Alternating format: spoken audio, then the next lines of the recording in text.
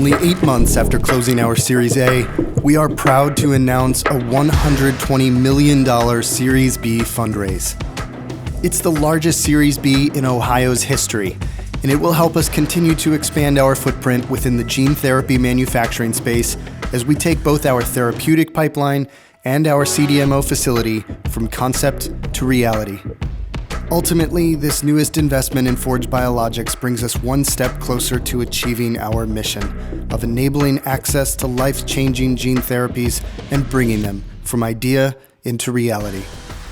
What we're building here at the Hearth, our AAV manufacturing center, will long outlive any of us that are working here. For decades, the promise of gene therapy has provided hope to families around the world.